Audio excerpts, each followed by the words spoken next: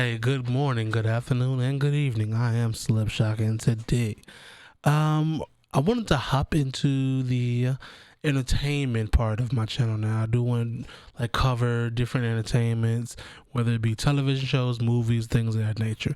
And I guess the best way to start this off at the end of 2021 would be to give a ranking of the Marvel Phase 4 for me.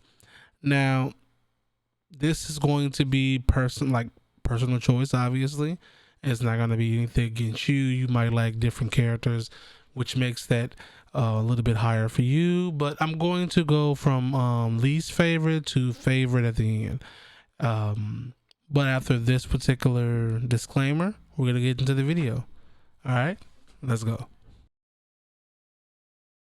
All right, now that we are back from that particular spoiler disclaimer, let's go ahead and start off. I actually have my list here that that I have the ranking for it. So we're gonna start off with number 9, the Eternals.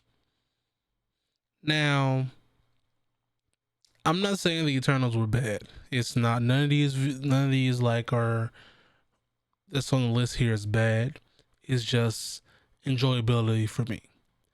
Now, the Eternals is something I didn't know about. Like, I didn't really know too much about the characters. I didn't know anything about it, but I thought it was a cool concept. Um, Unbiased opinion, obviously, it took much longer than it should have to get to the climax of the movie. I get it. We have to, since we don't know anything about these characters, we have to go through the entire thing. But there was some parts in there that was like maybe it should have been left out, or configured so it was a little bit more of a better pacing, because at some point the pacing was a little bit just like kind of slow and drug on. However, I do commend the Eternals for doing the things that they had. The gay superhero, the first sex scene in a Disney show, which I mean was kind of mild, but whatever. And overall, they had a star-studded cast. Like, the cast was amazing. Never going to say the cast wasn't, because they were just the cluster of actors that were their chemistry was well together. It's just on the bottom of my list because of the story behind it, less so of the actual movie itself. All right, and our number 8 here on this list is going to be, let's see, Black Widow. And nothing was wrong with Black Widow at all. I just have issues of the timing of it, and a lot of people had that issue. I do feel like it should have been like 10 years ago, but if we were going to do that, the way that it was set up basically in between Civil War and Infinity War. So it should have been in there. It should have been in that particular area, release wise. I do think that it should have been there, because it would have added this. It would have added much more like depth to Natasha's character. Like, it kind of feels almost ingenuous to watch it after, knowing she sacrificed herself in Infinity War. Excuse me, in Endgame. Sorry. Um, but like the pacing of it should have been it should have been put right after Civil War, around the time when you had the Black Panthers and the Doctor Strange and things in those areas. We could have dropped the thing, and it would have sat perfectly where it was at. So I do think that Black Widow would have been better in that area. However, I did enjoy the movie a lot. I did enjoy the movie. I did enjoy the banter between Yelena and Natasha was just amazing. Like, the parents of the movie, they were pretty good, but the bread and butter of that movie was the sisterhood between the two. Their banter, their just complete tit for tat for each other. That was probably the best. Bottle that particular interactions up and give it. Taskmaster was a little bit of a disappointment. Could it same character could have just had some type of better, closer relations to the source character. It was just because some people like Taskmaster. I don't necessarily hate him, but like, it was basically like, at some point what are we gonna start doing with like the android like cybernetic type people? Like, I would like it to be a little bit more to the character. That's just all. Same character, same exact character, but had a little bit more motivation than mind controlled puppet, basically. That's just what it is. And so we're gonna go ahead and go to the next one. All right, so we got our number 7 here, and this is a little bit of a tough one. The reason why it's so much lower on the list for me is because I enjoy the other the other like shows and movies a lot better, and they connect with the main MCU story much more. But number 7 is going to be What If. Now, granted, we got some amazing things from What If. We had a good guy Thanos. We seen just how savage that Doctor Strange can be if he was being, just a little bit more selfish than he was in the movie. I mean, he was being pretty selfish and irresponsible. I mean, it was texting and driving. But anyway, but yeah, we seen Captain Carter. Oh my God, Captain Carter was such a good like interaction. Like, that was a good episode for me. I love that episode. That one right there was pretty good. I think my favorite was the Killmonger episode, just because I love Black Panther. And I love the movie Black Panther and things like that. So that Killmonger episode was really, really good for me. But overall, even though we're starting to see some type of things bleed over into the main MCU storyline, I do think that because it was so disconnected and because it's a what if, it's going to be a little bit lower on the list. I think that was it. I didn't really find too much bad with it. I wish there was a little bit more episodes. These episodes don't just be they don't be hidden, man. Like, these 6 episodes here, 9 episodes there. It's like, man, give me a full season, bro. This is amazing. Anyway, but that was it. That was kind of the thrust of that one. So that's gonna be my number 7 for today. All right. So my number 6 for this is going to be, and I hate putting it down this low because I did really enjoy the show was Captain America and the Winter Soldier. The reason why I love this so much is because one of my favorite actual characters is Isaiah Bradley. I did enjoy his story, and the fact that Marvel actually put his story True Blue to the MCU, despite how really, I guess, adverse it may have seemed to some people. I'm proud of that. I do appreciate that genuine story, because again, there's hope for other characters that have very racial backgrounds, as in Blue Marvel.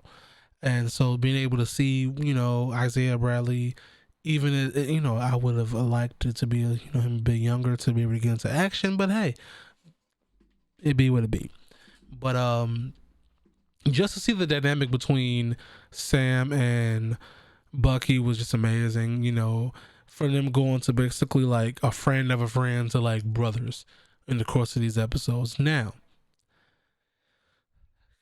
people might dislike this, but hey, the show was named The Falcon and the Winter Soldier.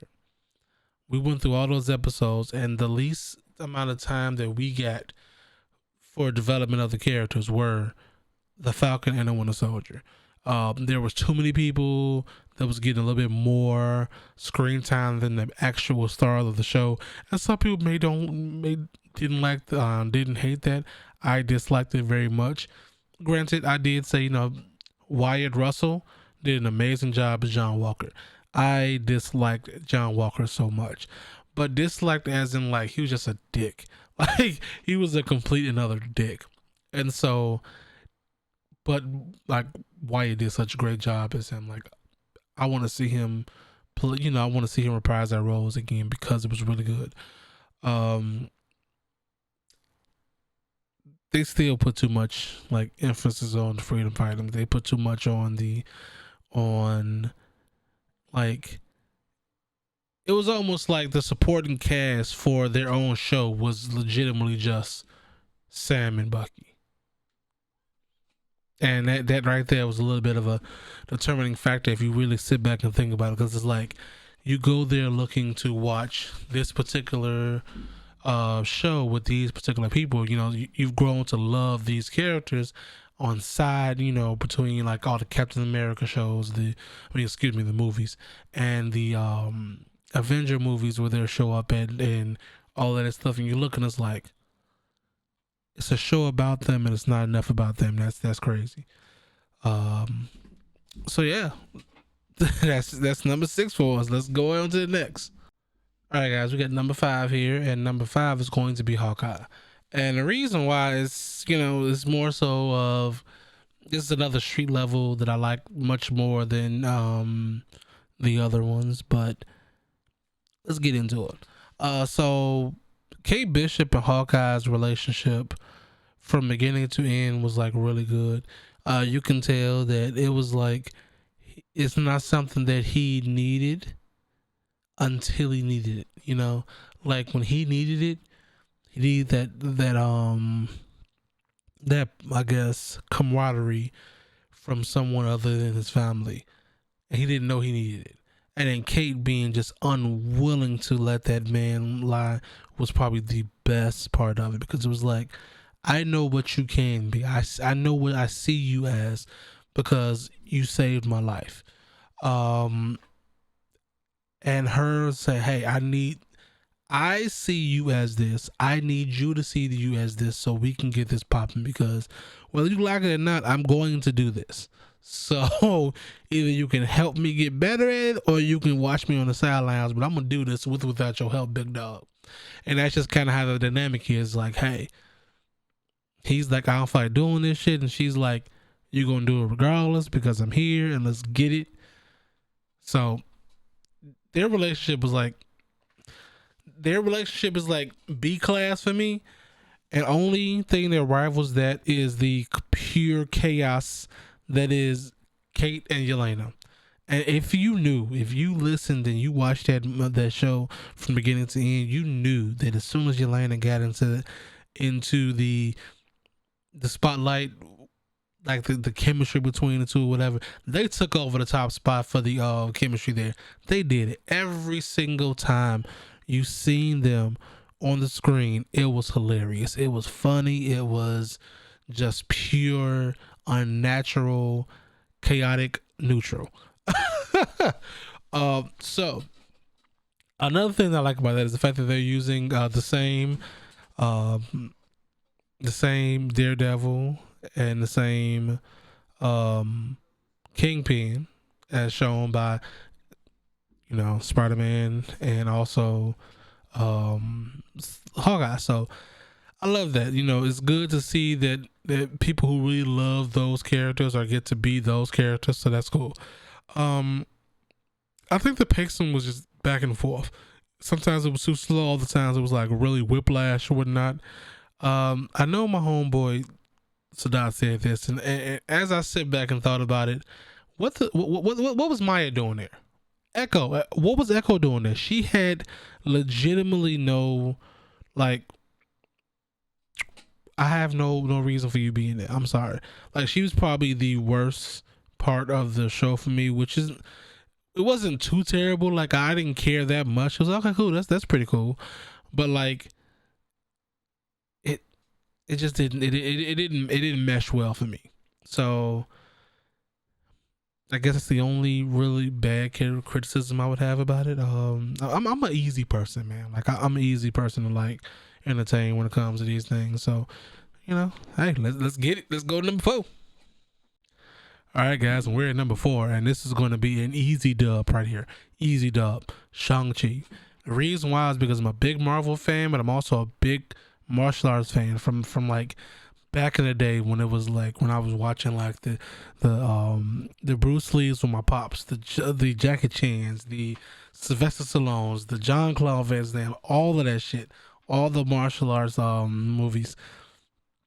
It prepped me to just love this movie. Like I love this movie.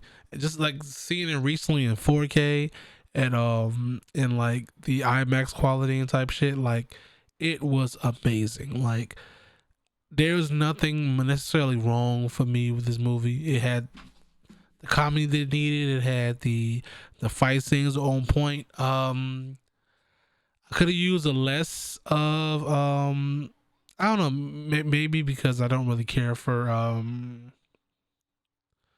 like that guy that played the Mandarin, or like the quote unquote Mandarin. He's a good guy, great actor or whatever, but I just didn't really, I feel like at some points he was not needed there. But that was like the only bad criticism I have for that movie. Like, I love that movie. That movie is, it's almost up there for my comfort movies. Like, my comfort movie is Doctor Strange. I feel like once Spider-Man is like rewatchable, that's gonna be up there too. And like Shang-Chi, like Shang-Chi is probably gonna be the in that top three of rewatchable comfort movies where I'm not feeling really, when I'm pissed off, I'm a little bit upset or whatnot. I just want to sit back and watch a movie that's going to make me enjoy. This is gonna be one of them, because it was overall a good movie to watch.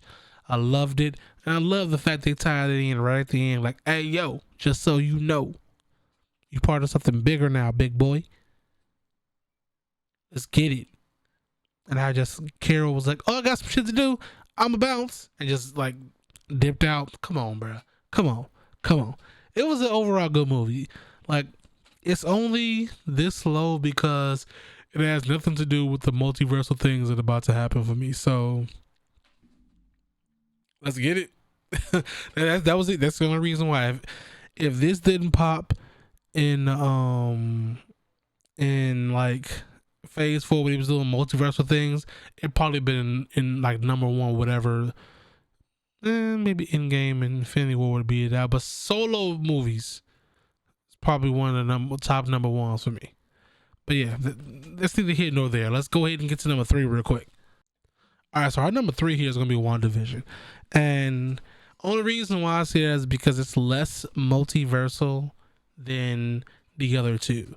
As you can kind of tell at this point with number 3, you can kind of tell what number 2 and 1 is, but we'll get to those. I am mixed. I have mixed feelings about this because, like, go off, Queen. You know, like, do what you gotta do. But in the same token, it's like, yo, that's a whole ass town. You was like, nah, let me get that. Let me get that. It's mine now. It's my town now. But no, it was a good show based off of like complete like grief and just trying your best to kind of walk through that grief and eventually face it. Like, yeah, we had Agnes there, and we got a banger of a fucking song from it. Excuse me, I redacted. If he sees it, he gonna say some shit. I know it. But overall, I found it to be a very enjoyable show. The ending definitely kind of lacked, but a lot of people said a lot of the finalities, the finales kind of like, I guess, maybe let down. And I'll say this: you let yourself down, because if you just watched what it was there and not trying to theorize what should have been there, like I've never heard the name Mephisto more in those 8 to 12 weeks that WandaVision was out. I forget what it was. But in that time, I've never heard that name more than I've ever heard in my entire life of reading and watching comic book stuff. Like, Jesus, everything was Mephisto. Wanda was Mephisto. Monica was Mephisto. The Stork was Mephisto.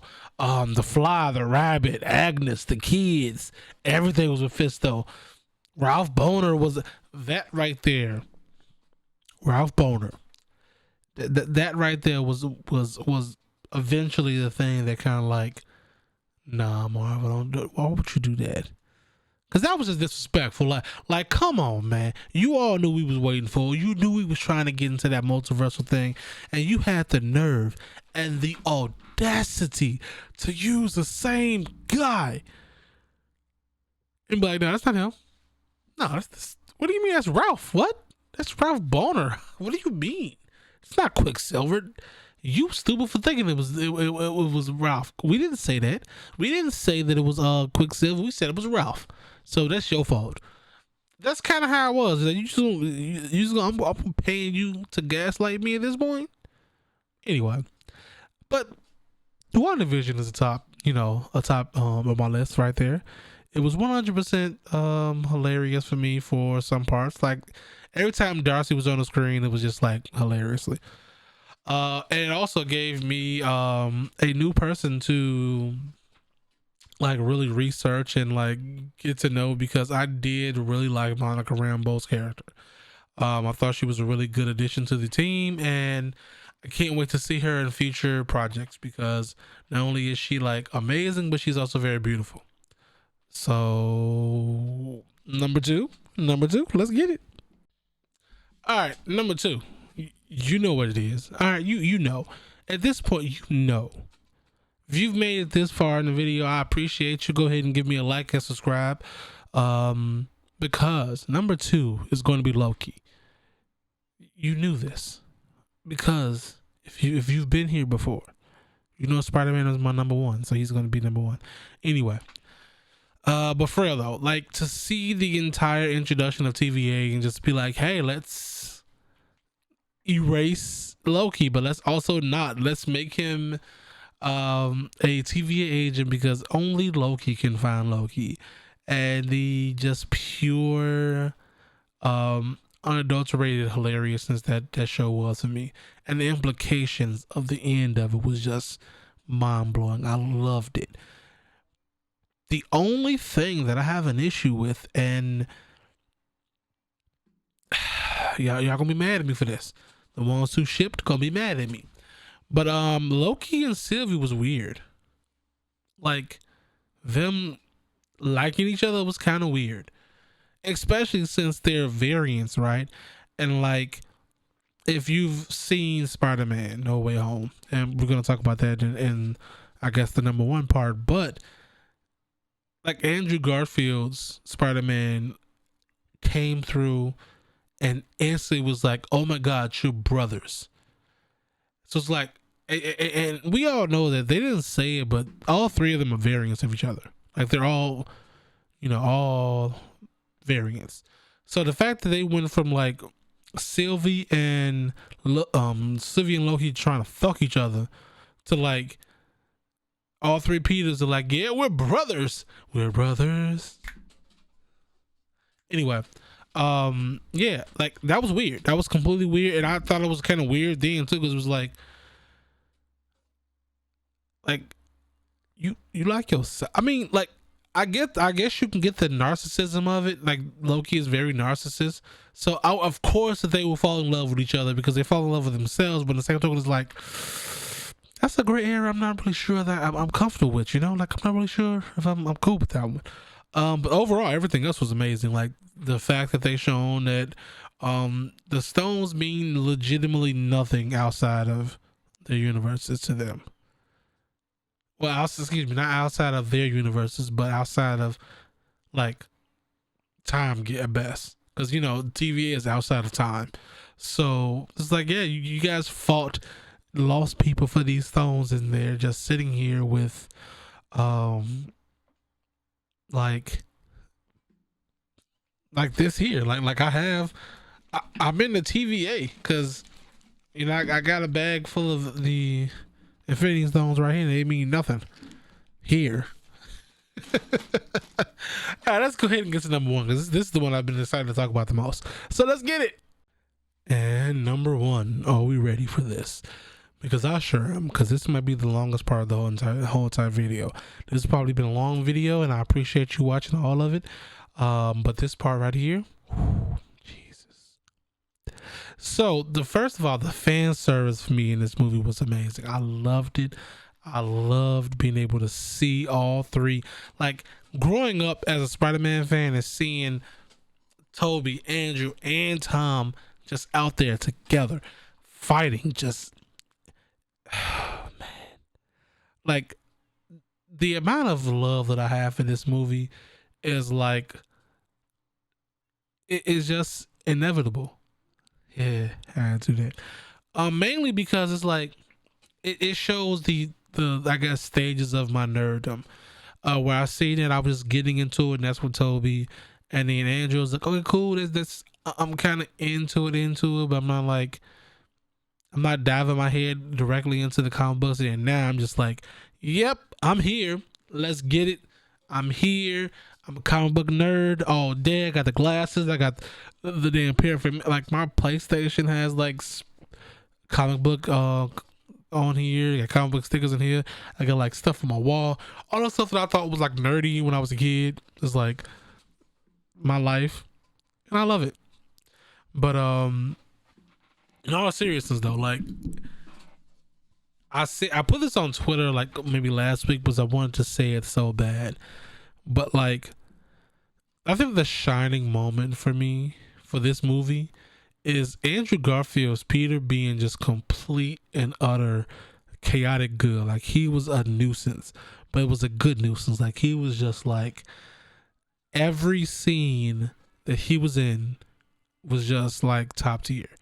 And that just shows you that with good writing, my man's is like a top tier Spider-Man. Like he is by far a great Spider-Man. All three of them are great. Like I'm not comparing either three ever again. Like y'all can do it all you want to, but me personally, all three of them deserve the A plus Spider-Man because of it. The only things that I did not like about that movie is the fact that I couldn't go out of the movie and buy a DVD to go home and watch it. That was the only thing. That was it. I love this movie. This movie was one of my favorite movies. It was probably the best Spider-Man movie I've ever seen, and up there with my comfort movies. Like, cause it got to be top three. My comfort movies got to be, like top 5 of movies that I've seen in my entire life. Like, and that's like Bad Boys 2. I love that movie.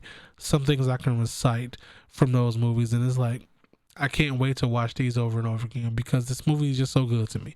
As a biased fan of Spider-Man, I loved it. There was nothing in there that I felt was wrong.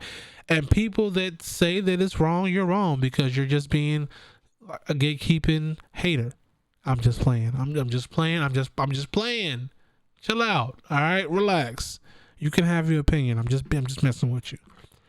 Don't you take that shit and try to mess with me or whatever. But yeah. I love this movie, man. I love it. The only thing that I really say that I didn't like, and I understood it. I understood it.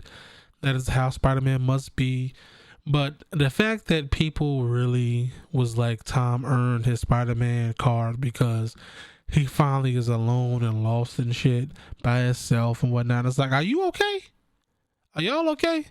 Because the entire grip that y'all have on Peter Parker being miserable as hell is like, are you okay?